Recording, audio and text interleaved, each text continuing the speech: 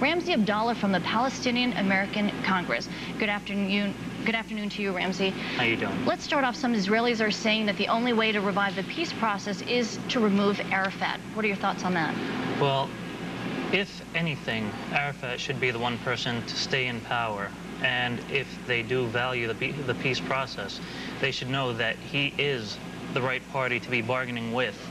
However, they have undermined him on many occasions by going into Palestinian territories under Palestinian authority and saying, well, Yasser Arafat, you can't do the job. We're going to do it for you.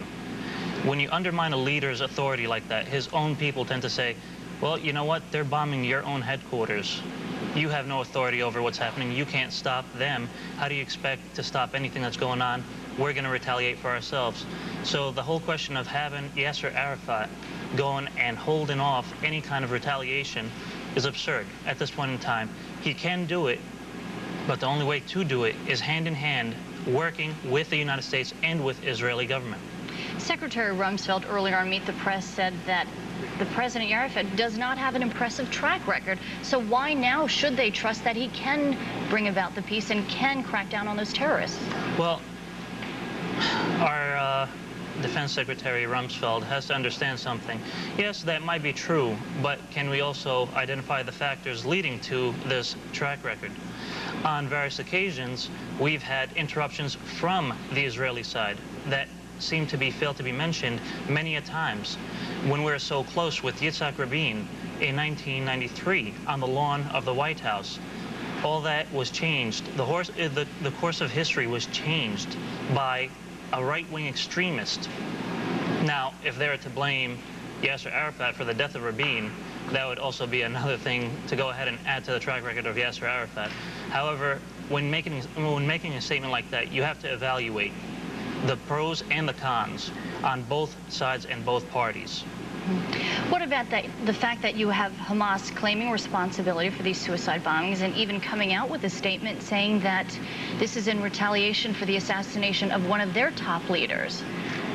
Well, you have to understand that factions of various groups within communities do not represent the entire community as a whole.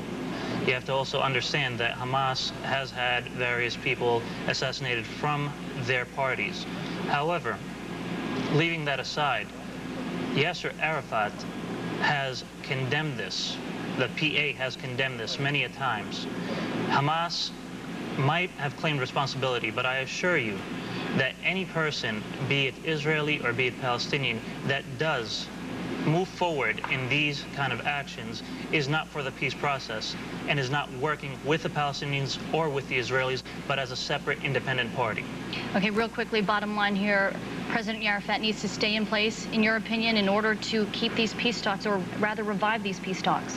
In my opinion, Yasser Arafat has to stay in power, and America's policies have to now go into effect stronger than ever in the fact that America holds the winning card. Their policies can dictate the outcome of the peace process. Okay, Ramsey Abdallah, thank you very much for joining us this afternoon.